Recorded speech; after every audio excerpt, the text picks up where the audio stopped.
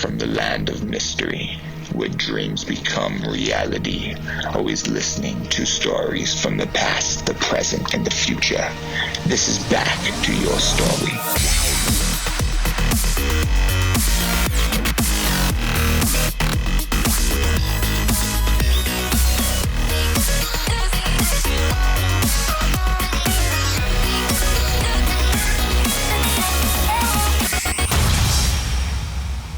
Hello, people. How you guys doing? Thank you for tuning in. I'd like to talk about a really special sponsor, and they are called Jupiter. They make some of the highest quality CBD I have ever taken. Something you guys should know, I will never talk about anything that I do not believe in. Jupiter is really unique because they focus on alleviating stress, and their CBD by far is the highest quality that I've ever seen. They're USDA organic. They only use the flower, single strain origin. They have a 3-step testing process. I mean, the list could go on, but they're offering you guys something special. It's called the Jupiter Journey. It's a 2-week supply for $19. Wow, that's freaking crazy, $19. And then after that, you guys can use my code STORYTIME and you'll get $10 off. And you know, I really believe in this product because I deal with this shit every single day. Stress, build up, and I'm about to explode. This stuff just melts away all of that. So yeah, go try it. Go to getjupiter.com and try it out today. Let's get to it. Man, I got someone really freaking cool on today, and his name is Sugar Skulls, a men's grooming wizard, a true pioneer in the barbering and men's grooming, just industry as a whole. It's really what my background is. I'm a fucking hair nerd, and I'm obviously moving into this podcast world, but Carlos got an amazing story, where he started, where he came from, just everything that he's gone through, and, you know, the little empire that he's built. All right, guys, let's get to it.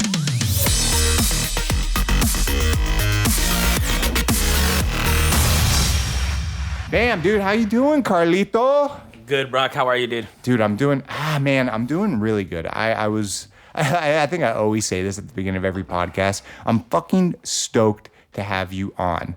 You know, my mind's just going like 50 miles a minute trying to get everything ready. And this is the first time we've done a video podcast, so we're good. How long have I known you now? 9 years? Yeah, 9 years. Dude, I remember when I first got into the industry, I was rolling around with you, Cantrell, and Wes was living in town as well. And, that's right. Yeah. And I fucking looked up to you guys so much because you guys had already been in the industry. You guys were doing cool things. And I never thought I would ever be in that position. And I always go back to this one time. Do you remember we were at your guys' place, and Wes was washing color out of my hair. I still have that video. You still have the video? I still have it, dude. And you guys kept on pouring shampoo in my fucking head. And I'm like, what the fuck is going on? And it was going on for like 2 minutes, dude. And my dumbass didn't even realize it. It was hilarious. So good. Dude, you know those small moments in time. No, and do you remember that you used to work at Nordstrom when I worked at Nordstrom? Yes, dude. That was even crazy. What was that kid's name? Eddie, right? Yeah, Eddie, yeah. Eddie. I still see Eddie. I still cut Eddie from time to time. Holy shit, dude. So let's just kind of bring it like kind of all the way back. I don't even know, where did you grow up? All right, so I was born in Glendale, California, and I moved it to the San Fernando Valley to Woodland Hills when I was about 7. Lived there till I was 18. I moved to Las Vegas, and then that's where I met a hairdresser, a girl that I was dating at the time, and that's how I got the job with Robert Chromians from Paul Mitchell. Okay. And that's kind of what inspired me to do hair and started it all off. So it went from Glendale, Woodland Hills, Vegas, back to LA. Just all over the place. And I remember when we first met, you would sing sometimes. Like I remember one time being in the car and you were like singing and I was like rapping and you were singing and it was a really good time. Is that what you wanted to do? Like was music your shit before? Forever. Yeah, forever. It was before I was known as like the Sugar Skulls hair dude. Yeah. Like, everybody just knew me as that guy in that band or something. That's so fucking cool. What happened? I mean, you definitely are very, very talented. Did hair come and it just fucking took you away? I don't know. I guess just even doing hair, like doing music, getting into fashion, doing a little bit of that, they all like coincided together where they just like melted. And it was the one job that I thought I could do. if music didn't work out, where I could still dress the same, look the same, still like be creative and make some money. And it was a little bit more of that security blanket. And I told myself, like, put your guitar down for 1 year, don't do music, and we'll see what happens in 1 year. If it blows up, then we'll continue this. If it doesn't, then we'll go back to music. And hair just kind of took off. Do you ever look back at that time and have any regrets on it? No, but if I were to start it again, who knows? Like, I just got lucky too that I started it right before, like, it kind of started to blow up. Yeah, you were definitely one of the pioneers when the whole social media craze, fucking blew up. And, I just always look back at your raw talent, your raw creative talent, from singing to cutting hair, all of that. When you were doing music at that time, before hair even became a thing, what type of music were you even doing? It was like a bunch of like pop punk, screamo type, just rock music. I mean, it was good. I took private vocal lessons for like 3.5 years. I was really passionate into it. Like, almost everything I've ever done, I'm like, I want to be the best at it. Yes. Like, that's always just like the main intention. If I'm going to do something, I'm going to give it as much as I can, and 110%. And that passion and that drive and that motivation is what has gotten you to this point at your life now.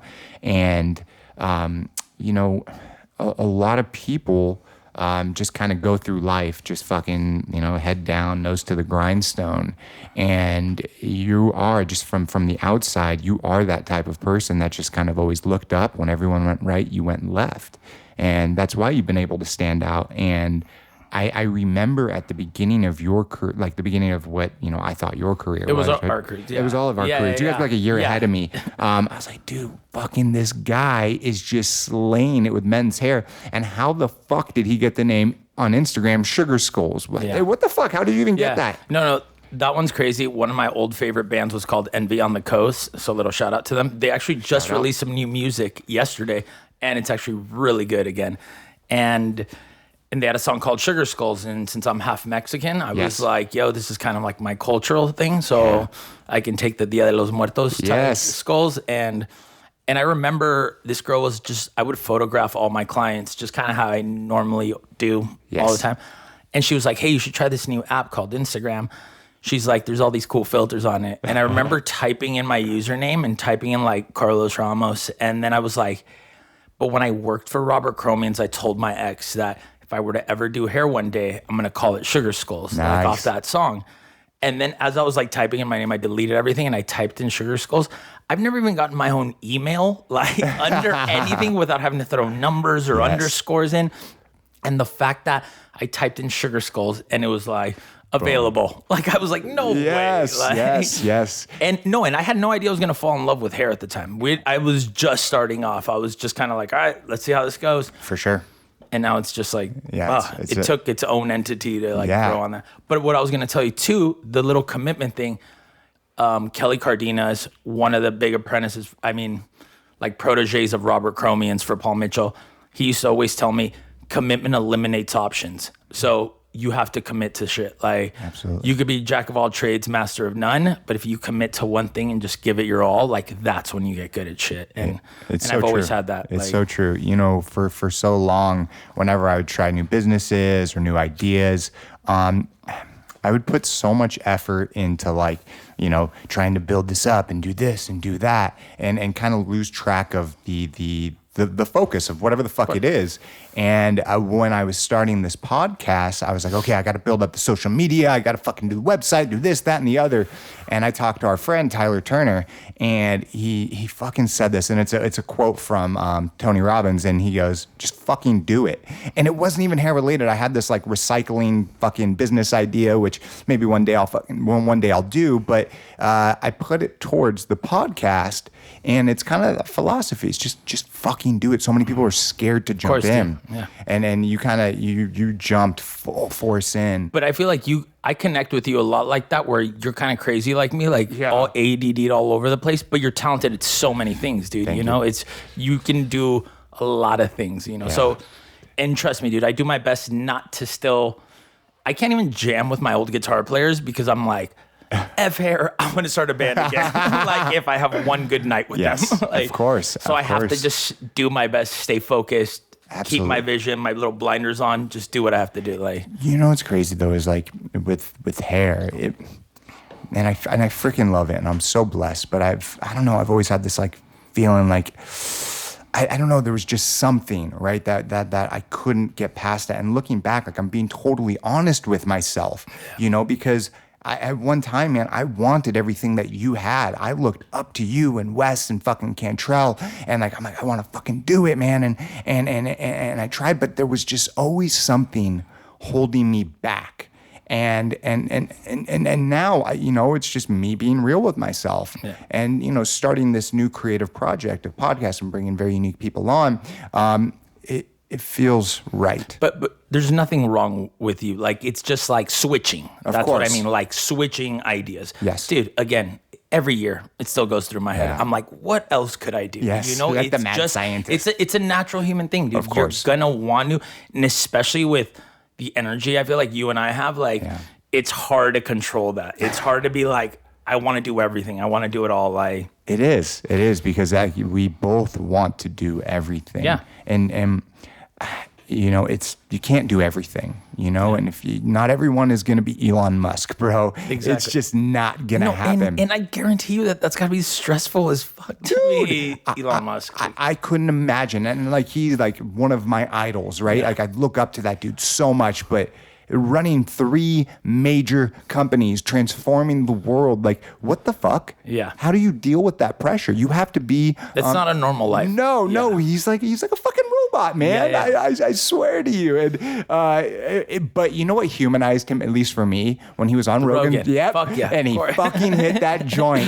And dude, it was fucking crazy. His stocks dropped 6%. The next day went up 9%. Yeah. And it's just like, that was fucking crazy. It was awesome. So shout that was out. like monumental in this was. weird way, dude. There's like posters now of that, and I'm like, I want that poster. Yes, like, absolutely. I'm gonna fucking put that poster on my wall somewhere in here, dude. Seriously.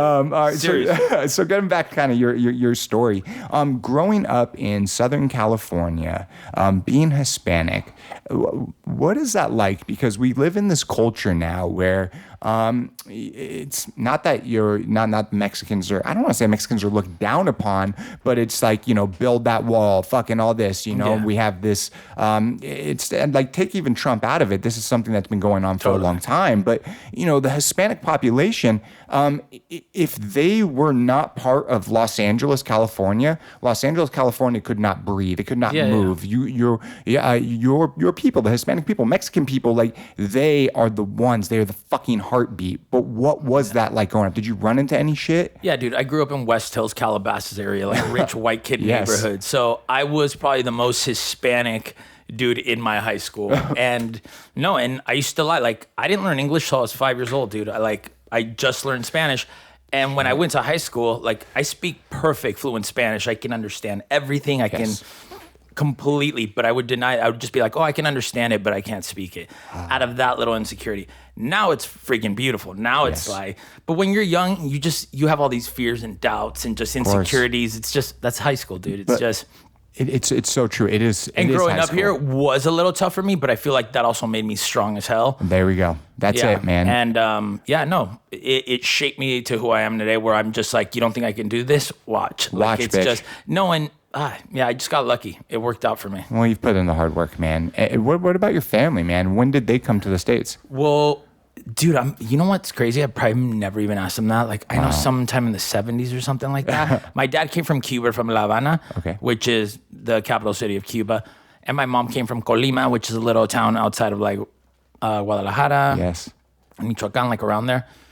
And my mom came when she was like 18. My dad came when he was like 13. Wow. They went to school out here, like in LA, just did some shit. And I was born in Glendale. And wow, so first generation. You and your sister, generation. Right? Yeah, and you have my a brother, right? Brother, yeah. So two other siblings. Yeah. You know, it's really incredible. They came out here and they've been able to, you know, pass all these things down to you guys. And what is your relationship like with your parents right now? It's cool, now, man. or just in general? Cool. Yeah. I feel like when you're younger, there was just times where you could be like, oh, I don't, but I'm fucking super lucky. Like, I feel like the older you get, the more I appreciate. Like, remember when you used to think like your parents were like the worst people in the world? And then you like hang out with other people and you're like, No, my parents aren't that bad. It's chill. Like, of course, you're like, actually, my shit was a little bit better, dude. Like, Absolutely. I remember being a kid, and my dad was he liked to talk, and obviously it's passed down. Yeah. So would it and yes, and so I would, be at school or whatever, and I used to hang out with older kids, and I'd come home, and my friends would be sitting down on the couch talking with my dad, and my dad would be telling them like old war Vietnam stories, and I would get frustrated. Yeah, you'd be like, shut the fuck. Yeah, I would be like, shut the fuck up, like my boys Fishman and Jameson and like these guys like would be chatting with my dad, and I'm like, of course. Then they'd been there for like 2 hours, right? Like, what the fuck? It didn't make sense to me. Yeah. And to anyone listening, at this point, if you listen to my podcast, I lost my dad at 17. I would do anything to I would do anything to change that, to have these types of conversations with him. But when you're younger, it's so hard to see. Yeah. And even me just saying this, it's that's cool, dude. No, it's like almost irrelevant because you have to go through your own shit. But if your parents are, if they're good, solid people, as you get older, you will see it. Yeah, you respect that. You like. Yeah. And I respect your folks, man. They came to a country that's not where they were even born. And, being first generation, Mexican American, that is, it's amazing because you have been able to build, a life for yourself. And what about your sister and bro? No, dude, they're doing great, dude. My sister lives in Manhattan. My brother's in San Francisco. Like, nice. They do their own things, dude. I always say we're kind of like a little bit Hispanic whitewashed, but it's been a good mix. We're very like, we love our culture now, kind of like respect. I feel like when you're young growing up, Hispanic, you just like don't want to do that. Most of us don't look it that much. But now you're like, no, this is dope. This respect is dope, it, man. Yeah. I mean, freaking in the type of music now, it's becoming, more and more. It's terrible to say like sociably acceptable, on the top charts, and but that is awesome. Your brother, your sister, and now looking back at your life, being a kid. What are some of the things that you would say to your younger self if you had, a way to do that? Probably I should have just committed to something earlier on and not jumped around. That's probably like that one, and just being like, it's going to get dope. It's going to get way better. It's so hard to see that light at the end of the tunnel. Of course. When you're young, always, dude. No, and I still feel like an older version of me is going to say this to like this version of me. Course. Like it's going to be like, just chill. Like you're there. You're going to get there. Yes. Put your nose to the damn grindstone and do it. And you get to all these different tunnels throughout your life. But I always say this, like if you can look at your life from a bird's eye view, a macro view, it's going to be up and down, throughout the days, the months. But if it's starting at the bottom and it's going up, you're obviously doing something right. And when you fully committed to, putting hair behind you and not hair, the music, Jesus Christ, man, fucking weed. It's all right, yeah. Yeah, the hair, what was that like? Were you scared? Yeah, fuck yeah, dude. Yeah, of course, there was so much doubt in that. Like, but again, there's like that little Jim Carrey quote where he says, like, we do things for two reasons. We either do it for fear or we do it for love. Yeah. And it's just, we're either scared that some shit's going to fall away and we'll work our asses off to not lose that, or we do something because we fucking love it and we think it's the coolest thing. So dude, I feel like my head's like a little dictionary of like quotes where like I live by, where I'm all, you got this. You got this. Like you have to constantly like almost motivate yourself and keep yourself positive, even when you know it's not. For sure. Or even when you think things are just like way shitty. Absolutely. So you fully commit to doing hair, and you were at Nordstrom's before that, right? Yeah. So I was dressing guys, in the rail section. You were at Glendale? Yeah, Glendale I was at Rail. Topanga. Yes. And it was great, man. I learned to dress guys from top to bottom, and then all of a sudden they're like, "What else do you do?" And I was like, "Oh, I actually go to a beauty school. I cut hair." And then I started showing everybody pictures, and everybody's like, "You did this?" And I was like, "Yeah." They're like, "You can cut my hair." So I was dressing these dudes and then cutting their hair. No way. Yeah. So I was like, I can put guys from top to bottom. And I was like, and that was at a time when barbering was just, it wasn't a thing. You weren't going to make money. Like you had to do women's hair and you had to do color. And that was your paycheck in a sense. And I was like, I think I can find a market. I saw Nordstrom selling $100 t-shirts when Walmart's selling $3 t-shirts. Yes. And I'm like, there's a market for everything. Of course. You have to be designer of what you do. Absolutely. So starting out, going through beauty school, you were just reaching out to people that you were working with. Yeah, and Nordstrom was 99% probably of how I started getting everybody. Dude, yeah, I remember those days when you would just, where were you cutting hair out of again? Dude, at the back of my mom's house. Yes. Dude, I had business cards in beauty school. Like, I was like... That's it, right? I was going to Nordstrom, passing out hair cutting beauty, like, cards, and not even my Nordstrom cards, dude. Like, dude, but it worked. It did work. And it's spider webbed out. Yeah. Like, once I got that market, I was watching guys drop $2,000 on jeans and, like, a couple outfits, like, where I was like, these will have $2,000 and just drop like that, where I'm like, my car was worth, like, $800 at the time. Crazy, like, it's so and I crazy. was just... And so I was like, all right, cool. These guys are going to pay a little bit more than just a random little shop. And I tried to like create a vibe and make a dope little studio, you know, like a little man cave in the back. And it was sick, dude. And everybody just fell in love with it. And I fell in love with it. And it's because it was you put your heart and soul into it, you know, and people feel that. And so, you know, people coming up in any industry, just like as a blanket, right? If you're coming up in hair, makeup, you know, sales, what are some of the things that you suggest people to do? Like, because you put your everything into it. Yeah. Would that be the same or? I mean, don't get me wrong. Like, are you talking about like me dressing them? Or No. Just kind of like the thought philosophy behind starting in a new industry, right? Starting in the hair industry, let's just say, right? Because obviously we do hair. Coming up can be really freaking hard. You can't see that light at the end of the tunnel. Yeah. So for you, you didn't wait to start. You started right away. Yeah. That would be for, you know, you would say that to everyone. If you're talking to fucking a young crew, like what would you say to them? Dude, it's so much harder now just because I feel like we're in such a fast-paced world. Yeah. Like, I feel like somebody gets into something now, and it's like the next day there's like 25 new kids like doing it already, you know? Yeah. Where when we kind of started, like, again, dude, the fact that I got my name on Instagram, like, that's how early on we were at that I was like able to get something like that where I was just like, all right, I'm already way ahead of this race. Yeah. Like, of course. In a not like cocky manner, but like, I was like, hey, all right, you're paving a road in a sense, in a bit, like keep going. And again, and even on the times when I wanted to give up, dude, I wanted to give up.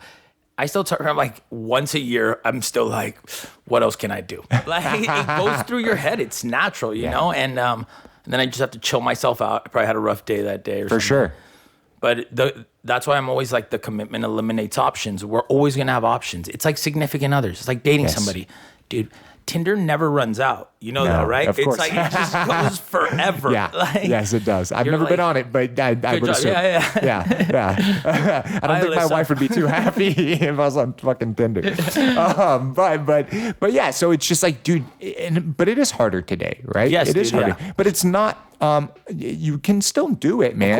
Of course. And anything is possible, right? And not everyone is on Instagram. It's just ignoring the fear. Right? It's ignoring that fear or that doubt. Like, it's just keep doing it. Absolutely. Just try to be smart enough to learn from it. Like, but just keep moving forward. You're going to have bad times, dude. It's like, that's life. Not every haircut was fucking awesome. No.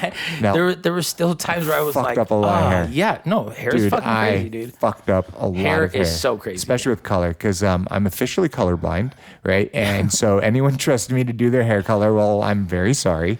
So that being said. But you had to keep going. Don't get me wrong, dude. There were so many times like that I was just like, I'm never going to do this ever again. Yeah. And then I was just like, chill the fuck out. It is, dude. It's such a personal thing. I always tell everybody there's no more than 3 people in your life that touch your head. Yeah. So it's like if somebody on the street walked up to you and touched your shoulder, you would turn around all quick. Absolutely. But if somebody gripped the back of your head, like your crown area, you'd probably throw an elbow back. Absolutely. You know, like you'd just be like, what the? What are the 3 people? Exactly. No, exactly. Your significant other, your mom, your dad, or something like that. And your hairdresser. Boom. That's it. Right there. Anyone else fucking touching it, they're going to get bopped in the damn face. Even think of your friends have like run their hands. You'd be like, get the hell away, man. Don't fucking touch me. It's such a personal thing. So I know how people take it. Like I remember my aunt telling me when I told her I was thinking about doing hair, she's like, you know, people get really mad if you do their hair bad. And I was like, do you think I'm going to try to do bad hair? Like, I'm like, you're not inspiring me to do this. No, everybody doubted me when I said I wanted to do hair. And you did it. I just kept my blinders on and I just ignored them.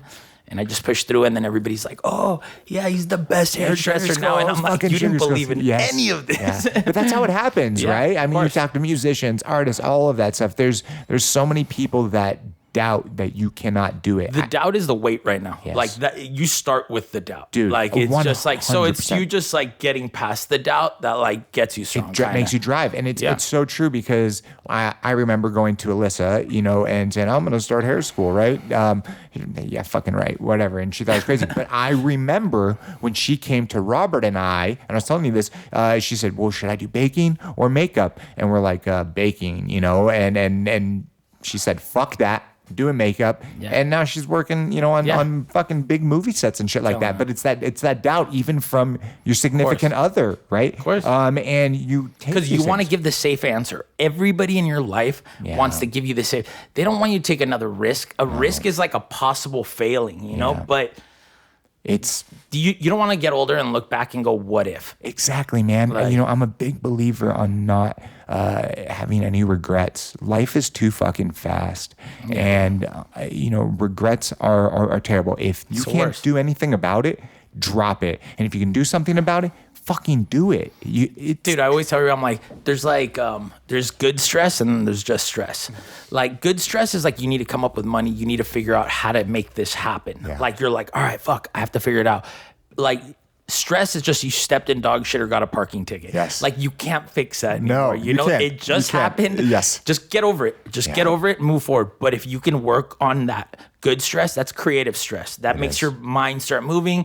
You're like, all right, how can I figure this out? I could probably do this, Absolutely. And I feel like that's better than, but you have to like differentiate those because it's so easy to be fully stressed out all the time. It is, man. For the longest time, I would be so stressed about money, and that's a huge financial's probably number one stress. And then I got to a point in my life where it's like, if I continue to stress on this, it's gonna fucking kill me. You're not gonna get out of that. I'm not gonna get out of it. And Alyssa and I are in a good place in our life, right? And I'm in a good place in my life, but just even up till recently, I'd still stress about money, bills, all of that shit. Of course, and now I'm like, dude, we some way miraculously we pay our fucking bills, we save money, we do our shit, right? Hey, you guys haven't died yet. Dude. No, you know what I mean? I haven't died yet. No, but I always tell everybody, I'm like, there's like times where I feel like I've been so stressed out that I'm like, that's it, it's over, it's all going away.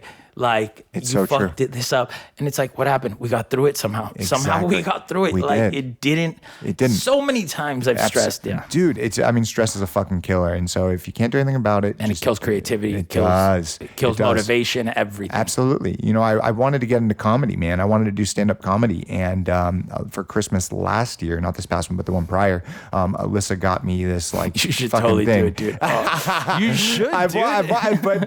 But she got me this thing to like meet with this dude that could kind of like show me, and you just kind of have to do it. I know that, or at least I think I know that, but I was too scared to even fucking do it. It's terrifying. It sounds so terrifying, and I worked on bits and all this shit, and I'm just like too much of a pussy. Maybe one day I will. You and I can teach classes in front of a whole bunch of hair students, like nothing. We're like just nothing. Yo, what's up? The back of my fucking hands. But the idea, I've even thought about like, dude. Yes. I've just thought about doing it and just like not telling anybody and just see what happens. Exactly. And do it far away. Yeah. Just fucking get up there. They won't know who I am. Dude, we should do it.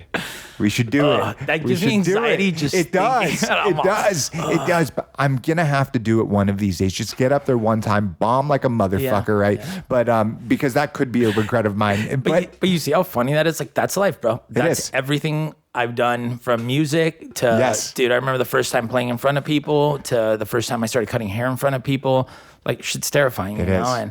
But once you get through it, you're just like, if you feel so strong. good, dude. You get strong. You feel so good. And one of the best feelings that I can have is when I make my wife laugh, when I make Alyssa laugh, because she's a hard cookie, right? And I've gotten pretty fucking good at it. And it just, I don't know, when I make anyone laugh, it feels great. But this past year for my birthday, she got me the podcast set up. And I was like, I got to fucking do this. Like, I can't just sit back on it, right? And a lot of times we're faced with walls, but it's our own insecurities that hold us back. Dude, this is so good, bro. Your studio is beautiful. Thank you. Everything looks fucking great. Thank you, man. Yeah. It means a lot. And so, bringing you on, I want to kind of go back to your story, right? So when you first, you left the music scene, you're at Nordstrom's, right? I know there's a whole bunch of steps in between, but when you were going to school, and you were about to take that test. Did you already have things set up, like the state board test? To go to a salon? Yeah, I wanted to work at Salon Heroin, and then I remember that. Yeah, on Cahuenga between Hollywood and Sunset. Incredible salon owned by Janine German. She was on Sheer Genius season 2. She came in like second place.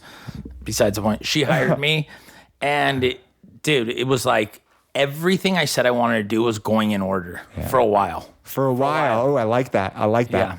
So then what happened? We'll hold on, get back. So you had set that up. Yeah, and I met somebody that got me an interview, and I've pretty much gotten every job interview I've ever gone into. Like I've never, Cocky motherfucker. I've never been fired from a job. I have. I always tell her, I'm like, I just don't do shady shit, and I try to work harder than everybody else. Oh, I think I lacked on both of those back when I was younger. No, of course, but when we were younger, of course, dude.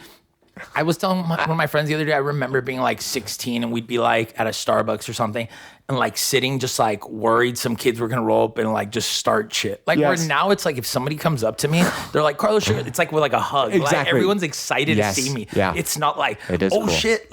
Dude, it's really cool. So, but yeah, it is so true. Getting fired from a job, I'll just kind of tell one story. I used to work at Starbucks when I was like 18 and I had tattoos, so I had to cover them up back then. And I thought I'd, take a bathroom break, right? And so I was like, oh, maybe I can take a couple hits of a cigarette, right? And so I fucking hit the cigarette, I put it out, I flush it. The very next day I come into work, Starbucks didn't fire me. The mall found out, I don't even fucking know how, right? And they banned me from coming to the mall. And so done, you had to, done. yeah. I was done. So don't smoke cigarettes in bathrooms at Starbucks. It's just fucking stupid. It's just dumb. It's just dumb. So did you get the job at Heroin? Yeah, I got the job. I met up with Janine and she hired me and I was killing it, but it was intense. And then everything kind of switched. Everything went from beauty school, working with Ergo, working starting to go to every show, getting familiar in the industry with everybody starting to see you like come out. And then I jump into this salon of just like the baddest, like kind of unknown hairdressers. And they were just like, yo, don't be this cocky ass. And I wasn't. I was so good and nice. But already was when Instagram was blowing up. Yes. I was the only one that had like followers and little things like that. Yeah. They trained me really well, dude. It was the best salon I ever worked at. I was there for 6 months. But they'd grind you. Our classes were intense. Yeah. You never did a good haircut there. When you had models, they'd be like, that was okay. Like that was every time where you were just great. Like, no, like even though like it ended with like a bad taste in my mouth because it just like it felt personal, it wasn't. And I know they made me good. Those 6 months, I got better at hair than like most of every other little. That's crazy. And with Hector at Kush, I got really good. But that's crazy that you can look back now in the moment, man. You took it personal. I mean, you did. I mean, you had a fucking poppin' Instagram. These people didn't. You were new. They weren't, right? And so all of these things, and at that moment, it feels so shitty. But looking back, you're like, dude, that was one of the best 6 months as far as education-wise. I've ran into Janine before. Like, I actually saw her at the Glendale Galleria one time. I was like walking in Zara, and she was like walking out. And I saw her recently, like probably like a year and a half ago or something, a year ago. And I was just like, hey, and again, I straight go like, hey, thanks for everything. And nice. She knows, but that was the first thing. We just like bumped into each other, said maybe 5 words, and I was just like, hey, thanks for everything. Like, you're the best. Like, that's awesome, man. Yeah. That's awesome. So I have mad respect for them, man. And that's cool, dude. I mean, because, man, I've been through so many things, but looking back now, I'm like, what the fuck was I even thinking? But we have to live in the moment, and you do have to look outside. So after that 6 months, right, your Instagram's fucking popping. What did you do? Were you like lost? Yeah, completely lost. Quit that job, and then it was right when men's hairstyling was starting to like pop off. Yeah. And I went, I'm going to find like a barbering school. So I found a barbering school. No joke. Like after I quit heroin, I was so broken down. Like I was just like, I don't want to do hair again.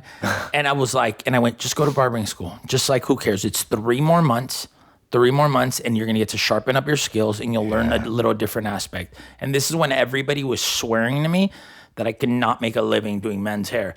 And I was like, I don't think you guys are seeing this yet. Like, it's just, and I just fucking did it, dude. I just did it kind of against everybody's fucking will. And it was the best shit I ever did. And dude, that's incredible. It just kind of But it was luck too. It was like, I still feel like I'm like, sometimes like, you just have to go with that crazy gut feeling. Yes. When you're like, I know this isn't rational. But that's it. I always tell Alyssa, I was like, fuck your heart, listen to your gut. Yeah. And anyone, listen to your gut because your gut. It's usually right, dude. Of course. And because they're two different things, man. Your heart is filled with so much emotion and ups and downs. Your gut is that raw instinct, man. It's that first fucking feeling, and of course it could be wrong at times, but mostly it's right. If everyone's telling you not to do something because you're like shipping cocaine to like Seattle or something like that, like that's a different thing than you pursuing a different passion. I don't even know where I came up with that analogy. But it's so true. It's so true. It's so true.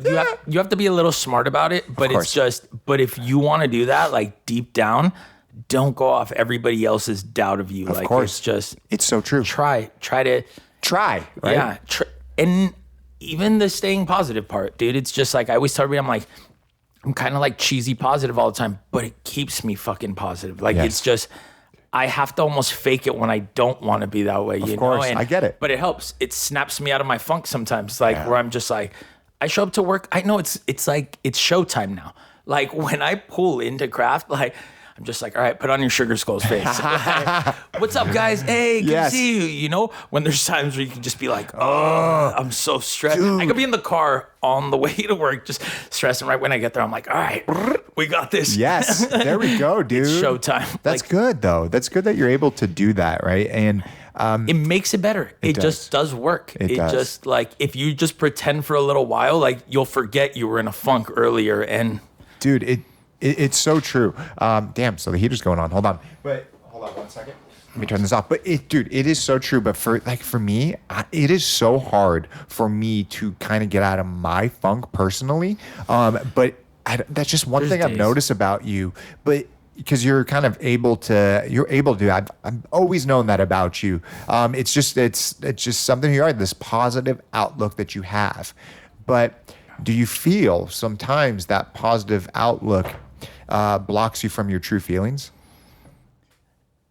No, I kind of hate like true feelings. Like, I just don't even believe in them, dude. Like, I'm just like, F my feelings, dude. It's like, it's just emotions, dude. It's just like, I feel like where I'm like, why the fuck am I stressed out? Like, just get it out of your head. Yeah. And I know how hard that is. Yes. Again, even just going to the gym's been helping, Yes. Like, that literally destroys your little stress demon that sits there, like, where it just shuts them up. Of course. Yeah. Absolutely. Dude, on my worst days, because, go run 2 miles. Yes. Watch how that just changes in 20 minutes. Dude, on my worst days when I hit the fucking gym afterwards, you just feel so fucking good, dude. It changes something inside of your brain. And obviously there's a chemical reaction that I have no fucking idea what I'm talking about. But I know on a personal level what it does for me. And I wish I was the morning type of person to go work out in the morning, but I can't. I have to work out at night because just for that's just me. Yeah. But it is really true. And, being able to kind of block out those feelings, that stress, that nerve, right? And be able to push through, it's a good talent to have.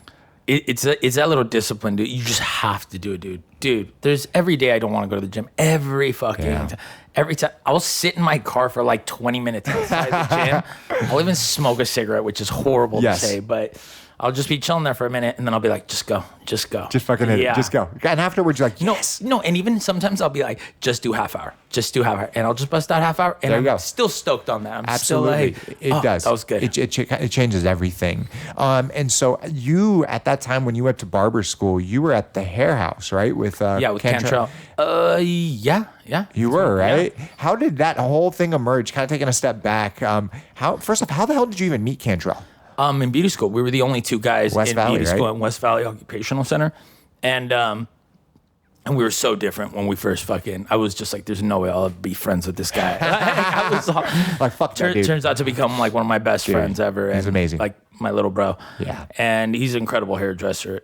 And one day he was just like, yo, I have an open room, my spot in West Hollywood. And I knew to be in this industry, I had to move more centered. I had to work centered, like downtown LA, West Hollywood, Hollywood, Beverly Hills, like Santa Monica. Like, you had to hit that. It was, even though I grew up in the Valley, dude, I know everybody in Woodland Hills area, but I'm like, it's just, again, if I did what I did in Wisconsin, like, nobody would care, bro. Like, nobody.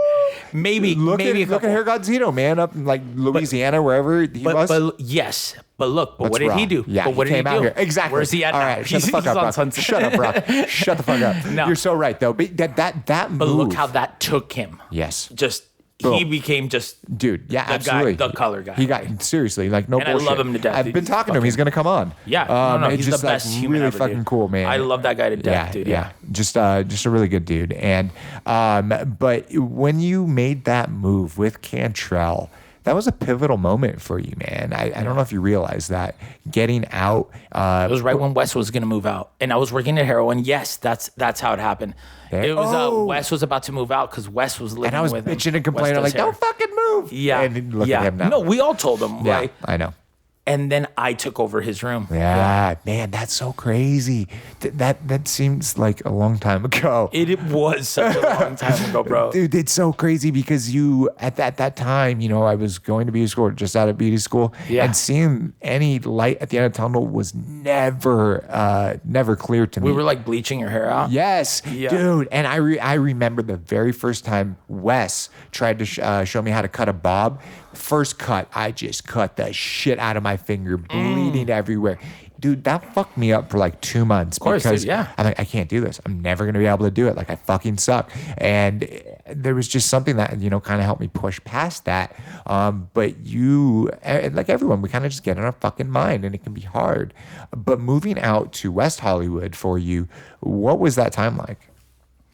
No, dude, it was the best time, dude. It shaped us. It was like, again, Cantrell, like, that's where I give him all the love and respect, dude. He was just the craziest dude ever. I remember him literally being like, I'm going to sell out, like, I'm going to do this class here in the apartment. I was like, you're crazy, dude. No one's going to come, dude. Yes. Like, this fool straight sold like 15 tickets at like 200 a piece. And I was like, what? Like, It's it was so just crazy. And I was like, all right, if this fool can do this, I can do Exactly. this. And then because I saw him just take that little courage and just fucking, like, I almost feel like it's like that little ignorance is bliss. Like, he doesn't pay attention to how intense or he's just like, I'm just going to give this a shot. Fuck it. And it worked. And then I just fucking did one. I sold one out after. And I was just like, I remember that. and dude. right when we started doing them, it was just kind of like that little confidence. Like, once you do one, you're already like, I can do this again. Of like, course, it's just absolutely, and your personality is key, man. It definitely is. So your personality shows, right? But again, it was the doubt. Look, exactly. if it wouldn't have been for Cantrell being all crazy like that, the doubt would have kept me from ever trying one. Dude, and he's just like, he's just do this, fearless do with this, that. do this, Yeah, do this, do this, do this, do this. And when so many people are held back, and there's something amazing about him that's willing to push past that barrier. Yeah, and for you, surrounding yourself with good, positive people is so important. I've someone shared this with me, and I kind of always say it's like, you are like the 5 closest people around you, Big right? time, bro. And so, surrounding yourself with the right people, helping you push you to that next level, even when at the time maybe it doesn't even seem like that, but because you saw him sell out a class in an apartment, a fucking hair class, $200 a ticket. Yeah. That's fucking weird. $3,000, right? We're like a year and a half out of beauty school, maybe tops. It doesn't make sense. No, but look, energy is contagious, and not like, even on my way here, dude, I was kind of having a little rough morning, and it was like, and then I got here and I started kicking it with you, and I've kind of gotten out of that funk, and it's just energy is contagious. You become who you hang out with. Absolutely. The people you spend, like how you said the 5. Totally, dude. I believe in that shit. It's dude. so true, man. Back when I was younger, I used to hang out with a whole bunch of drug addicts, and that's exactly what I was. And then I got into the hair industry. I started hanging out with a whole bunch of hairdressers, and it transformed my life. This industry literally transformed my life from ashes to fucking what it is today. And I'm so grateful for you being that. Dude, like I said, I looked up to you, man. I still do. I just respect the shit out of you. And, in life, we all go through our own shit. But to be able to push forward, and you have been a part of this monumental change in the hair industry, because men's grooming, barbering was not a thing, dude. It was not a thing whatsoever. And everyone told you you're fucking crazy. But obviously that didn't fucking hold you back. And so after you were in the hair house for a little while, what was that next step afterwards? After the hair house, it was just tough, dude. It's hard to like live with roommates. The older you get, dude, I got like 8 years on Cantrell or something like that. So he was always like my little bro. And it would just I just needed my own spot. Of course. And so I dipped out, and then there was like a second where I was going to hang out and just still work there or something. Yeah. But then I just got a loft in downtown. But that was crazy too, dude. That was one of my crazy best friends, Ali, who suggested that. And I was just like, oh man, this is nuts. And then dude, it got even crazier. It's like I totaled my car, had to put like a $6,000 deposit down for like, and it was all the money I had. It was, I swear to God, I had like $5,800 like saved up. And it was like $6,300 that they needed, and somebody had to lend me $500 just so I just totaled my car, and I told my friend, I'm like, now I need this money to buy a new car or to get a car or something. Of course. And he's like, why do you need a car if you're gonna have a loft in downtown and live there? And I was just like, guess that makes kind of sense. And again, dude, it was that I didn't want to look back and go, what if? Exactly. Like, just because that happened, like, no, dude, and the loft is what started Sugar Skulls, dude. The loft is what like just put me like in a little different place. Where, It did. It solidified who you were, man. Dude, I don't even want to say it's like I love fucking Eric Taylor. I love Salon Republic. I love everything. Yeah. But I'm like, we kind of put that whole little loft thing into like. No, you did. Where it was just. You were like, when you made that move, I was like, holy fucking shit, dude, because it was such a big move. And I didn't know the underlying shit. I mean, that's crazy. I didn't know the underlying Well, no, you did, because you had $5,800. You had to borrow another $500. Yeah. You literally were rolling the dice. Yes. On all of this, right? All of it. And you could have fixed your car, but you decided to do this.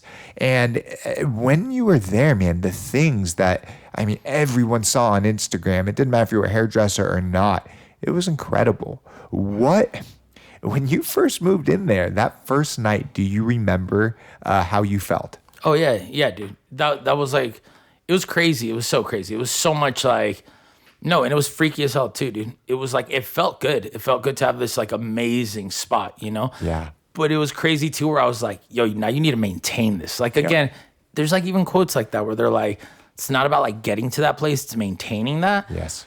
And I did it for like 4.5 years, dude. And it was awesome. But it got to a point where I had to disconnect from it, and it was just time for something new, and I needed new energy. And you took that leap. Yeah, no, dude. And again, I still remember telling one of our apprentices still, she's an awesome stylist, Jenny, like the heroine. And I went, yo, we're going to go to Dre's. We're going to go to Craft now, but it's going to be sick. It's going to be so dope. Yeah. It's like, we're going to step up. And when I was telling her that, I was just making that shit up. I was just I was just like trying to keep it positive. I'm like, don't let her know your fear or doubt. Of course, absolutely. And she was like, no, I know it will. And, yes. And in my head, I'm like, I hope this shit works. You're like, out. I hope it. And it turned out so sick. And it was that same feeling. I mean, you had to project that feeling because, you know, if you're showing that you're nervous as shit and scared as shit to you, like, of course, dude, you can't. I'm just gonna terrify her. No, She's exactly. Gonna be like, oh, don't shit. stress her the fuck out. Yeah, you can deal with it exactly. personally. I'll take it. Of course, eat that shit. But I'm gonna take one step back because I want to share something with the people listening. When you moved out of Cantraw's place, you know, it was time, right? It was that next phase of your life. My whole life up until recently have had many roommates living with Alyssa and I, and it always started out great and always ended up shitty. And I fucking sat hard to try to figure out, like, these people are my friends. Like, what the fuck happened, right? And I figured it out. So listen. I'm so excited. It is people being passive. And what I mean by that is I remember roommates fucking leave a dish in the sink. I'm like, what the fuck, man? We just talked about this. Like, you know, clean that shit up, right? So I'd eat it up. Maybe if you did, same thing. Eat it up. Yeah. That small thing then built up and turns up into the biggest thing fucking ever. When if you just have about open the dialogue dumbest thing too. About the dumbest shit. Yeah. It's always that way. Yeah. It's always that way. And so when Cantrell moved out of our house, right? It was fine. Like we figured everything out. It was great. And he's still my brother, and I love him to death, right? Alyssa and I are like, no more. We're fucking done, right? And I was telling you the story about my cousin Zach and everything that you know, he's gone through, and now he's in this phase in his life where he's making these big decisions, and he had to get out of Bakersfield if he wanted to take this job at the salon. And so, listen, I talked, and I was like, I was fucking scared, dude. I was like, he's my cousin. I fucking love him. I do not want this to end badly. And you know what's funny is I said, oh yeah, originally I said, oh yeah, you can move in with us. And it was like one of those things where like, I was like, not really, but I'm just saying it to be nice. And he was like, hey, when can I move in? Yes. And so I'm like, fuck, dude. And I remember I was like, hanging out with him in Florida at my mom's place, and I was just kind of getting annoyed with everything he was like. This was before he was even moving in, because I tend to be the only alpha in the room, right? So now I have another alpha, not the only alpha, but in my home, right? And so I have another alpha coming in, and I'm like, no, fuck that, right? But I realized, I'm like, well, this is all me, and if I just have open dialogue with him, what would that do? So we said yes. But before he moved in, him and I sat down at my dinner table, and I looked at him. I said, Zach, I love you so fucking much. I'll do anything for you. But my biggest pet peeve as an adult now is people that are passive. Just say it how it is, because be direct. Exactly. Be direct. Tell me what's bothering you. Let's crush this shit. Absolutely. Let's fucking handle it. Yeah. And so everything worked out fine, right? And so then he eventually moved in, right? And it's been fucking amazing. Bro, it's amazing. Me, my best friend Ali, who's my business partner with Brain Candy, and Dre, we're very intense alphas. We're our own. Oh my God, yeah. So you see us three in a room, dude, and it's like, but even right now, dude, this is Dre's ship. Of course. I'm his like fucking his skipper. I'm his cheerleader, like, baby. Yeah. You know, like no. But again, it's like, this isn't my show anymore. Like at the loft, I had to run that. Yeah. This is Dre shit. Like I don't. Good. I can't talk without my hands. No, me too. It's just so funny because it's like, whatever, just continue. You're good. And but I try to make craft look as best as it can. Yes. Like it's just that's my goal, and that's all I want. Like I'm not trying to fucking outshine anybody anymore. No. It's like there's a time where I feel like everybody competes to be like, but when you're on a team, there's a difference. Like play your role in the team. It's like, why are you getting cocky and selfish? Exactly. Like, what are you going to get out of this? Nothing. I've had the dopest shit where I was like the little star. Sometimes like at the loft, I didn't like that. It's way better now, dude. Yes. Just like. It's for sure. And you know your role. And if there's anything, you guys talk, right? You have open dialogue. It's Dre's work. It's Dre. If there's a problem, go talk to Dre. Yes. Like, it's not mine. So it's like, exactly. But it's I'll like, help know your them. role. And it's a team. So when you're living with someone, it is a team. And so having that open dialogue, not being passive, because you don't have to be a fucking dick, right? Yeah. But you just say how you feel. And that's okay. And that's just kind of one thing I want to share. Dude. Absolutely. Again, but so many people won't say it. I have a friend that he lives in this house, and every single day he leaves work, he leaves his door open, and when he comes home, the door's shut, right? All the doors shut in the house. Like, what the fuck, man? Same thing. And so every single day this is happening, right? And instead of him just like either just closing his fucking door or talking to his friend that owns the house, right? To just be like, what the hell? But I've noticed, right, that little thing is now turning bigger and bigger. Yes. And it's because you're letting it go. Because you're just piling it up in the back until you're all, you just fucking snap, exactly. You know? And so it's like, crush it out, no as quick more, as you can. no more. So people don't be fucking passive. Be direct. And don't take it personal when somebody says something to you. Dude, it's like, I don't care if one of my friends says something like, yo, you need to chill out. You've been doing this a lot. And there's that defense mechanism that right away is like, what the fuck, bro? You're like, it's cool, man. Absolutely. Right. Like it's so true. I had Tyler listen to it. Dude, just take it. You have to. I had Tyler listen to some of my podcasts to just kind of give me some feedback. And I had this guy, Dave Lee, on, and just an amazing roadie. He's been with every single band known to fucking man. And I was very excited the entire podcast. And he listened for like an hour or so. And he goes, man, the guy's really good, but you are fucking excited. And I like almost started taking it personal. And then I was like, wait a minute. No, I asked him to do this. I need to know these things. And just whenever you're around someone. You were excited? I was just, I was laughing at things that didn't need to be laughed. It was just dumb. Whatever. You were a fan. I was. I'm a fan. And but what he said, right? At first I took personal defense. I'm like, what the fuck? And then I'm like, wait a minute. No, I asked him to like just give me feedback because I want to be able to make this experience when people listen as best as possible, right? But yeah, so just take it. Exactly. Yeah, exactly. Don't be a bitch, right? It's not that big a deal. No, it's not. And again, it's like that's the worst thing about it. That you were just dude, you fanboyed out of course. it on it. I did. It's fine, but it's okay. Mad respect to Dave Lee. Can't wait for his podcast. So just kind of getting back to your story. So at the loft, you moved in. You're fucking stoked. What was the next steps in building that up? Like, what did you do to build up the loft? Like, someone trying to build a business, they probably want to hear this. I started doing the hair jams. It was, again, dude, I just used to always hang out with my friends when I played music, and it would just be a whole bunch of different of us, and we'd just jam out all the fucking time. And I was just like, why don't I just do that with my friends, invite them over, we have some beers, some pizza, whatever, chill, and we just cut. We each teach each other something. Like, we watch each other cut. And then it was right when everybody, it's so crazy at that first jam, like, all those dudes that were there are all like still epic like, they're just top hair dudes. How did you figure out to pick these guys out? I don't know. I just started looking for other fucking hairdressers on Instagram when I started it, and I was like, oh, this guy's cutting cool hair. I just reached out to them, and no joke, dude, I made like a little flyer and I put all our names on it, and I went, you guys want to come to this?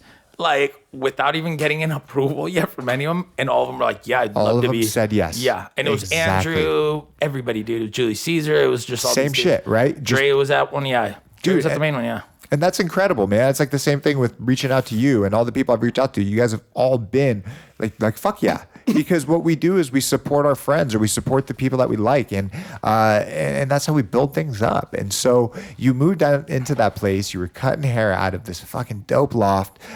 You did the hair jams. How long were you there for? I switched to another loft after like 2 years at the first one. But dude, we just started shooting all these videos, and it just we just had content to create. It was just everything we shot in there just looked really sick, and it was just easy to. We'd be walking down the hallway after a haircut, like just following the haircut, and we were like, "Wow, that looks sick, great!" Like, that's so cool. Let's load that up. It's such a creative place, and you had a lot of people working in there, and always people in there. Yeah, and I had a lot of different people, but that was the toughest part. That also wore on me, dude. Like, I learned I didn't want to be an owner there. Yeah. Like, I love being a creative. I love worrying about my stuff. I'm such a good team player, dude. If I'm on your team, I'm like your best teammate, dude. I'm like like Scottie Pippen. Yes, I'm like, fucking, you know, like, I don't need to be fucking top number one star. But if we're on a team, I want this team to win. You know, like, I want us to fucking crush it. But everybody's always like, I want to be number one. I'm like, dude, that's your fucking ego. Chill the fuck out. Of course, dude. Everyone's ego not everyone, but most people's ego gets ahead of them. Bro. Know your role, right? You don't have to be number one. Be a part of the party. We're a team. Let's grow together. Like, yeah. If we're all good, like, we're sick. Like, again, dude, even like craft, like, just even me and Dre getting together, like, I remember thinking, I'm like, it's just going to blow us both up, like, even bigger. That everybody knows that we're probably two of the most well-known, like, men's hairdresser, our style. Yeah, absolutely. You guys have such a unique style. When you're like, kind of going back to your creative space, when you got into the men's grooming world, did you know, like, because that's kind of what you did. You were at the rail, you were doing men's hair. There was a time where you wanted to do women's hair as well, correct? Yeah. It can be challenging for some people to kind of figure out what path that they want to go in. Did that just come naturally to you? No. I already remember how the music thing, like, I used to tell people in bands, like, you have to be a genre. You can't just be like, oh, I'm a musician. Because what's the next question? What do you play? What do you like? Absolutely. What do you sound like? What was it like? You know? You even asked me that earlier, where I was just like, I was like pop punk, Sunday-ish, Fall Out Boy-ish type stuff. Like, you have to be specific. So if you're just a hairdresser, like, but what in hair do you do? Like, that takes another. And even though I'm still pretty good at women's hair, like, I don't put that out. Like, I had to be like a specific genre. And when I did that, I just started to blow up even more. It was just kind of like, it grew quicker. Absolutely, dude. And for people not, people that are listening that don't maybe follow you at this current moment, right?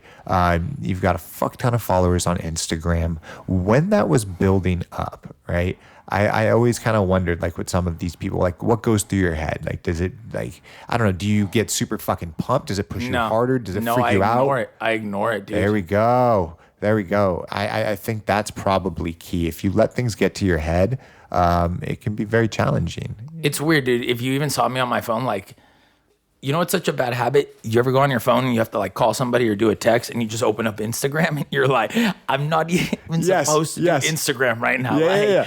So I do my best. Like I've moved my Instagram app just so it's not on the front, like little shit like Absolutely. Kind of limiting yourself from social media. Because, dude, I was at one point, it was so much. It was too much. I was so involved with it. And now I'm kind of too much detached from it. And I'm slowly kind of getting back into it. No. But I think you just kind of. But it's good, dude. It was healthy that you did that, dude. It's just like, it's good to step away and miss something for a while. Absolutely. You know?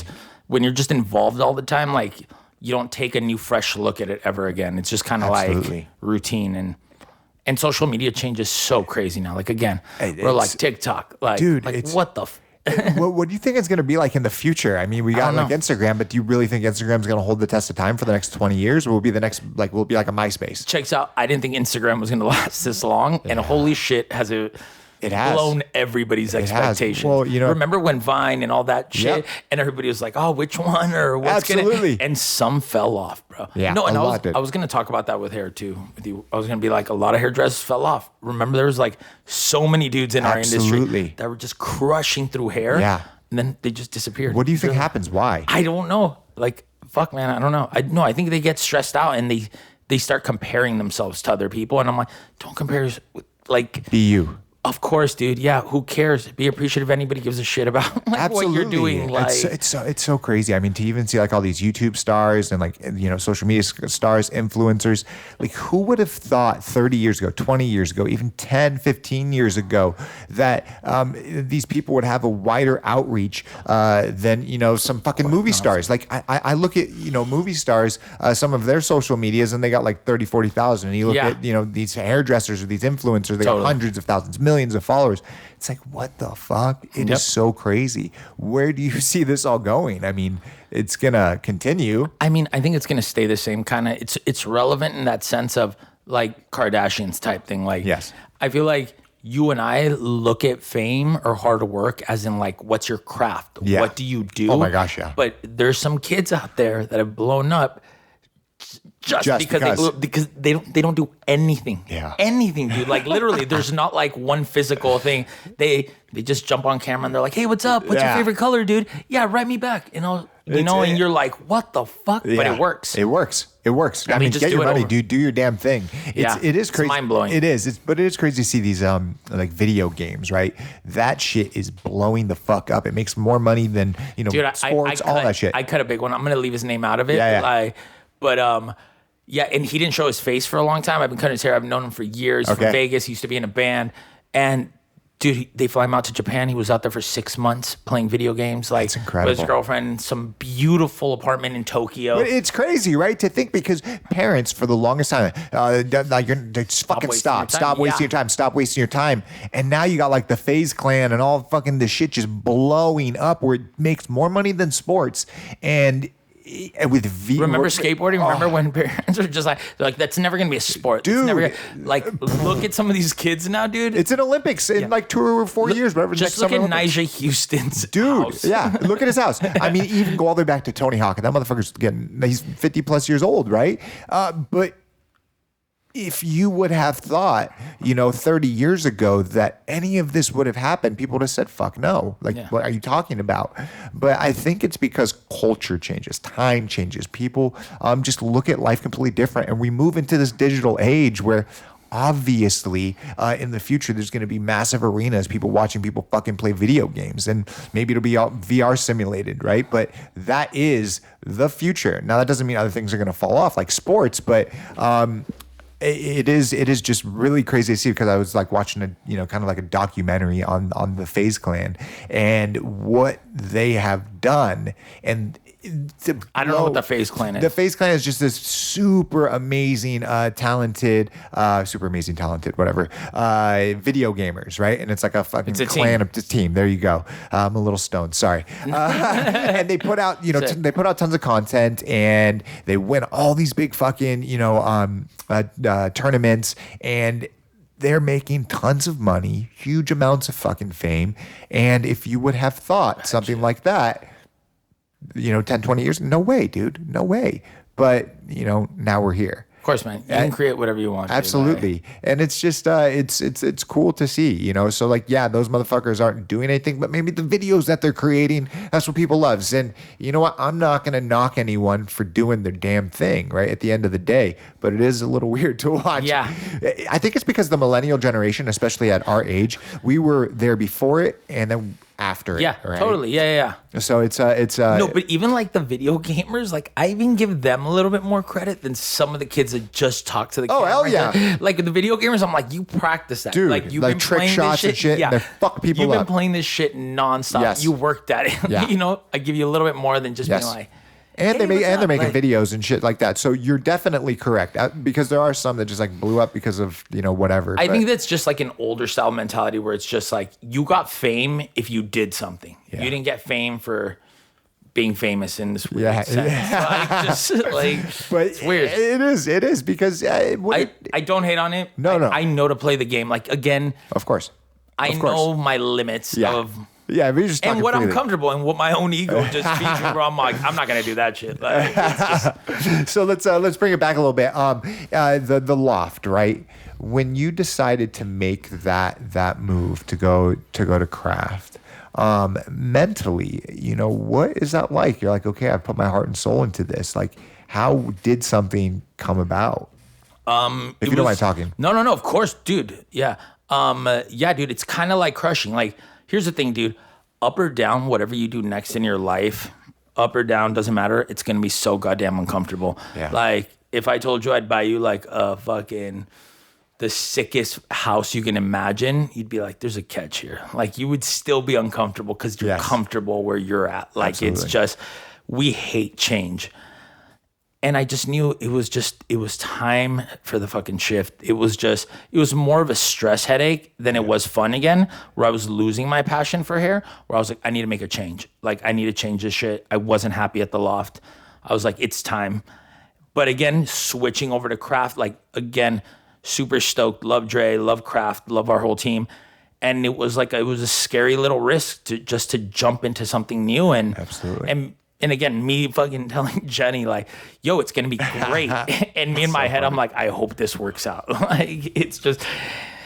It's true, though. It's really true. And, you know, one thing that I've learned from talking to a lot of people on these podcasts is it's okay to say, all right, I'm done with this, and to go to that next phase and to jump. But it's scary. It's so uncomfortable. It's so scary and uncomfortable. Absolutely. Dude, it really is. I mean, I've been blessed. I've been at Ergo for almost a decade, right? So I haven't had to do that. But I commend a lot of people who take those risks and take those challenges, because I promise you, there were plenty of times where I'm like, okay, I want to do something else. But it all worked out.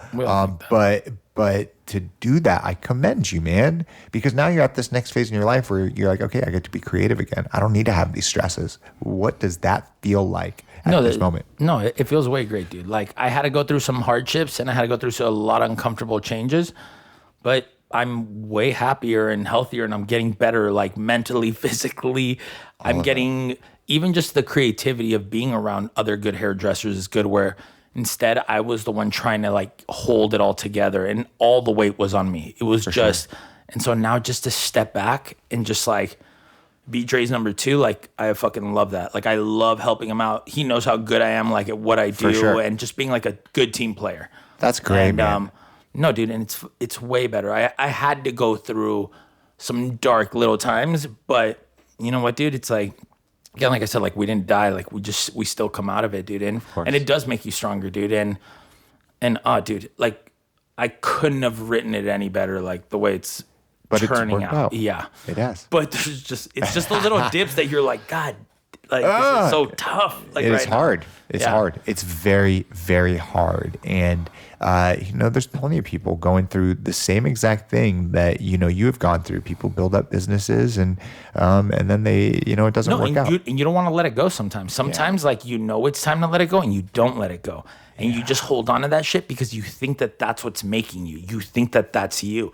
And you're like, dude, even when I left the loft, I had people messaging me like, are you not living at the loft anymore? What happened? I'm just like, F these kids, dude. Like, just, again. Because they look at it like a failure. Everyone thought that that's what shaped me. And I was like starting to believe that that's what shaped me. Yes. And then I was just like, no, that's not even you. Like, just get out of here. No, it's good. It was dope, man. It It made me fucking stronger. It made me happier. Again, way happier than I was a year and a half ago, dude. I love way that. happier. I love that because mental space is so important. Having everything. it's everything, man. Our brains are fucking nuts. Yeah. And you know, to be able to rip that fucking cord was probably one of the hardest things you ever went through. But you're at this space now a year and a half later where things are feeling good. Yeah. And I love that. And I respect the shit out of you for doing that because the loft didn't define you. Yeah. It's not you, bro. You are fucking Sugar Skulls. That's you. You know, Carlos, that's you, man. And, you know, I really appreciate you even sharing that story because a lot of people don't want to talk about these things. They don't want to talk about dark moments in their life. But I believe as a society, if we start to open up more, we can come together because we do live in a polarized culture, man. It's fucking chaos. And, you know, now as we move forward, I'm just happy to see this next phase in your life. You know, what are some of the things for you that you are kind of looking forward to? I'm continuing to push the product line, which I'm way stoked about. Oh man, I was gonna say something and I blinked out. Haha. It's the weed. No, I'm just joking. No, it's the weed. It's the weed. But yeah, okay. So fuck that. Let's not even look forward to. No, what's this? What is? Tell me about this line, man. That's what I want to know, actually. Yeah, dude. Yeah. How'd that come about? Let me not leave that out. Yeah. I know. I'm not trying to even plug it or anything. No. Plug the shit out of it because I want you to. No. I get it. I respect it. I respect you. But I want to know. I've always wanted to create a men's product line, and there's times where. Yeah, I knew I was going to call it Sugar Skulls. I knew it was going to be Brain Candy. I wanted it to be for dudes. I wanted to find like a medium one to start off. I have all these ideas. I almost got a job working for Sebastian, like professional, but then on the contract I got hired with them was I couldn't start my own product line for even 2 years after I quit from them. Like it was like in a contract and I was like, and I was just like $2,000 short of what I needed just to start we already had 5,000 jars. It was just all crazy, dude.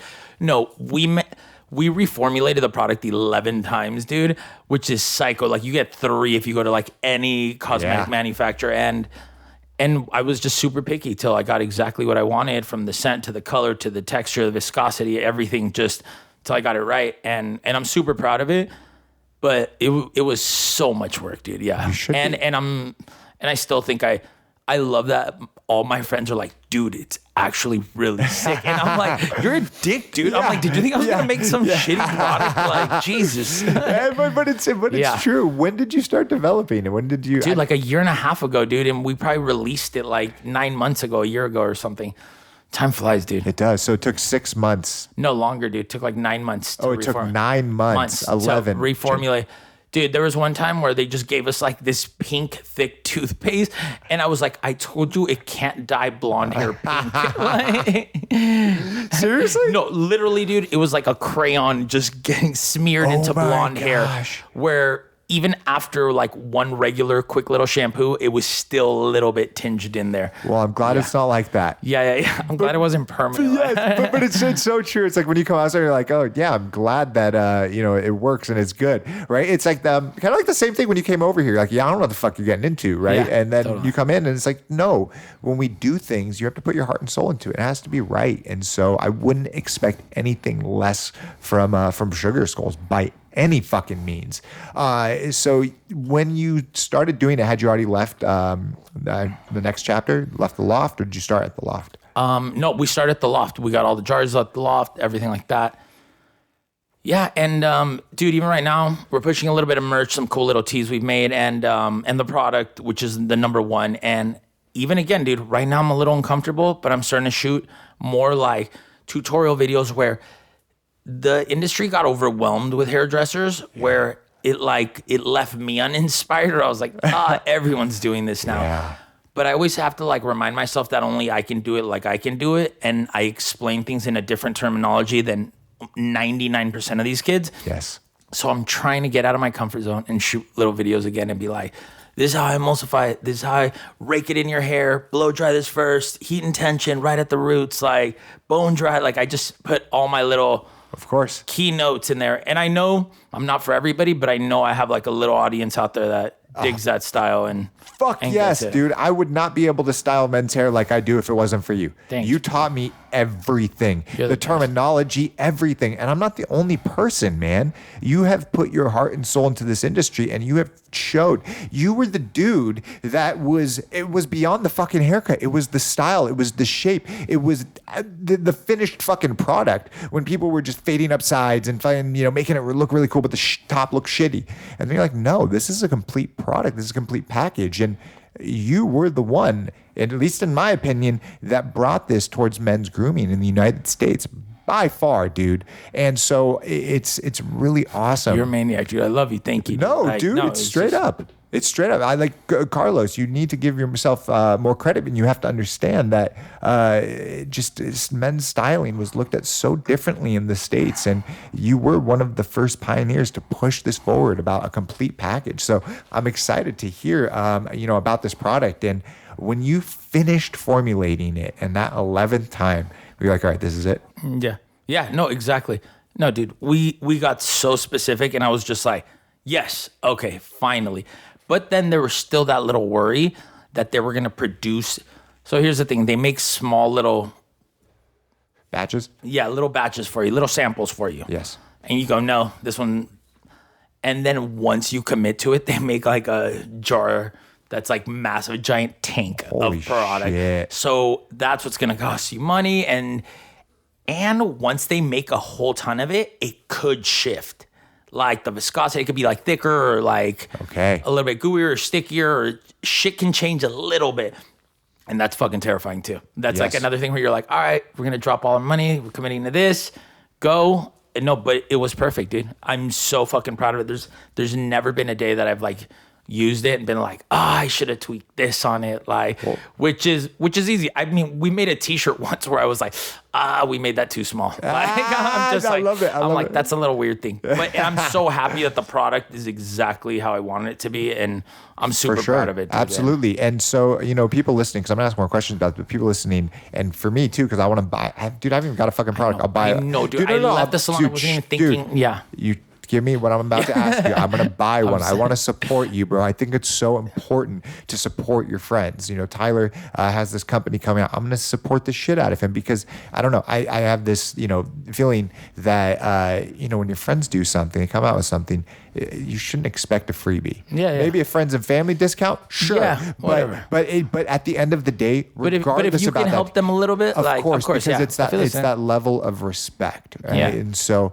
I would never want that. But if for people listening, right, that want to try it, where the fuck can they buy it? Sugarskulls.la. Yeah. Oh, dude, that's fucking dope. Yeah. That sugarskulls.la. .la. Yeah, that's the I website. fucking love that. I love Yeah, that. I was like, yeah. in my head, I'm like, I know he didn't get sugarskulls.com. Yeah, no way, I was dude, like, yeah, but you I got got lucky .la, once. but I You got did, .la. which is way better. No, and it's like, even like, think about like fashion brands. Like, you wouldn't be like, oh, we're from Las Vegas, but if you see LA, New York, Tokyo, it's like, Boom. I was like, all right, cool. Yeah, This one's easy. That's fucking Sugarskulls.la. dope. That's dope. And I see websites, changing more and more. It's not just the .com, because all the Yeah. .coms are fucking bought, dude. Yeah, exactly. No, Oh, there's already dudes that just picked every name possible. And Absolutely. Just took shit. Yeah. And well, here's the thing. When I was starting the podcast, I came up with a whole bunch of different names, and I was like, no, back to your story. I was like, that's my gut. And so I went online, and I'm like, the URL that's available, the Instagram that's available. I'm like, what the fuck? These are very simple words I thought people would put together already. Let me tell you something real quick. The .com for sugarskulls.com was like 12 grand.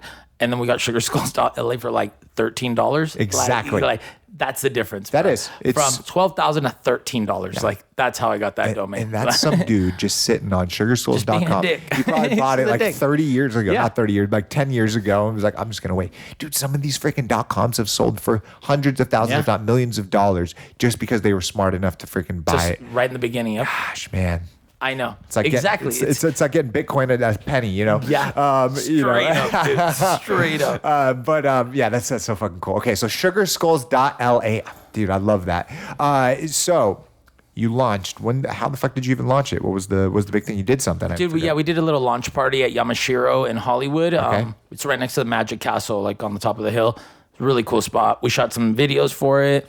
It was awesome. Like almost all my clientele came by. It was dope. That's mad respect, dude. But yeah, man, it's just been a whole new chapter right now, and it's just been like all new stuff. And Again, it's still a little uncomfortable, but it's exciting too. It's Respect. like, it's still like a little adventure throughout Yes. it where I'm just like, I don't know what's going to happen. Of course, But- absolutely. You know what? I like that you're saying that you're uncomfortable because I think being uncomfortable is good. Don't take it as a weakness. Turn it into a strength because that pushes you forward. Because when you're uncomfortable, it can be scary, right? But in this chapter in your life, you're doing it, and at the end of the day, when you're old and gray, regardless what happens, at least you fucking did it. You said you were going to do all of these things in the men's hair industry, and we've painted a picture from beginning to now. And look what you've done, man. I mean, you have to give yourself, a little pat on the shoulder. And I know it's like, fuck that, it's an ego thing, right? But no, like, feel happy that you have done everything that you have set out to, because most people in the world don't have that opportunity. Thanks, dude. Does that make sense? Appreciate it. Yeah. That makes It's fucking sense, perfect right? sense. Yeah, I don't know. It's always hard to like, I feel like I see credit in all my friends. I see the best in all my friends, Yeah. but I feel like I'm my own worst critic. I'm always the one that's the hardest on himself, where I'm just like, you're still not doing enough. Fuck You're not that. doing Yes. shit. It's Yes. just, I and do. everyone's like, you're killing it. Yes. I'm just like, nah. No. Nah. Fuck that. No. And that's me too. And one of the big reasons I started this podcast is because my whole life I have been two people: the person on the outside, the way people perceive me, and the person on the inside, the most insecure, second guess everything motherfucker. And on this podcast, I was like, you know what? I'm going to bring those two people together. I want to be as real as possible. And if you don't like it, don't listen to it. And if you're my family and you think, some of the drug conversations or some of my things that I do, or me smoking weed, changes the way that you think about me, I'm really sorry. I'm not a different person. I'm the same person, right? If anything, this is making me, better inside my brain. And I hope that more people do that, because everyone is two people. This is the first time I've ever smoked weed on like a podcast or a little interview thing. Yes. But it was awesome. Perfect. Fucking had a blast. It's, we live in 2020, which is so weird to say. Like, I would write 2018, 2019 down. When I write 2020 down, I'm like, wait a minute. It's weird, yeah. It's so weird, so right? weird. It's like, I always talk about like the roaring 20s from 1920. Yeah, we're in the 20s again, dude. We're in the fucking 20s, and it's so fucking weird. But if you look at the 1920s to now, what the dramatic change that has happened in the world, it blows my fucking mind. Imagine what it's going to be like in 100 years from now. Yeah. People will be fucking cyborgs living Exactly. forever. I was like, we'll still be alive. Watch. Yeah. Fuck, We'll man. just have our heads on like just a like robot floaty body. dudes, like straight out of like Simpsons and shit, dude. That'd be so funny. Okay, so sugarskulls.la. You got a team? What's that? You got a team, or is it just you? Or It's just me. I have my best friend that helps me with a lot of the business stuff, but the team's like, dude, it's just craft, and it's me doing pretty much the rest of it. It's not intertwined together, but yes, well, that's cool. It's mainly me right now. I want to start it small. I want to find my genre in the product line company before I start a team. Like, I've already built teams at the loft, and I had issues and trouble with it. And so now I'm like, until I get everything solidified, a little bit more structured, I don't want to bring more people into it. I get it. Like, Keep it small, man. no, dude, and it just gets chaotic. If you bring too many people in, it's like, It does. sometimes it makes a mess. Like, Absolutely. It's just, No, it's really freaking I know you've true. seen, yeah. I know exactly what that's like, dude. I know. I was like saying it. I Yeah. was like, no, you know. I get it. I get it. Trust me. So the product, right? Is it just online only? Are you going to get it in salons? Right now, or- we have it in a few salons. We have it in a few Salon Republics, and we have a couple friends around LA. But it's just like in studios, in private lofts and stuff. So it's a little. We're trying to keep a base of where everybody has it. Yes. Yeah, I have some work to do. Yeah, No, I have dude, to. I have to tweak up the website a bit. It's just Absolutely. it needs like anything. You always want to grow, man. You always want to fucking just kind of evolve. But you got it out there. Just continue to push. And it, I'm gonna man. finish some videos on how to create like different styles with it, how to use it in women's hair, how to use it. It's sick, dude. Yeah. Are you gonna do videos so that people at home can do their own hair? Exactly. Yeah. How to use my product. Absolutely, dude. Like, you go on the website and it's just, you're like, you want a wet look, you want a dry look, you want like a medium kind of texture look, you want to wear it down, you want girls' hair love like that. a bob. Yeah. You want to just create some dimension and some long layers, like little show you. I fucking love that. If there's anything that I can do to help, man, be a model, I'll do whatever the hell you Thanks. want, No, man. I yeah. get in front of the camera and because Hell yeah, dude. I think it's important people being able to style their hair at home. That was so one thing I fucking Yeah. love that I learned from you, because I taught all of my guy clients, dude, I straight up, man, I became, I started cutting primarily men's hair because of you. Like, it's just, I kind of look back and I never even thought of that, right? But it really is. And one thing that I enjoyed sharing with my clients is how, so that they could style their own hair at home, because if when they leave your chair and they fucking go out to the real world, you still want their hair to look good. Yeah. And most men don't know how to use blow dryers, but blow dryers obviously can transform fucking everything, right? And so I am very freaking stoked to try out the product. Where do you see this going? Like, just kind of, Sugar Skulls as a whole in the next 5 to 10 years?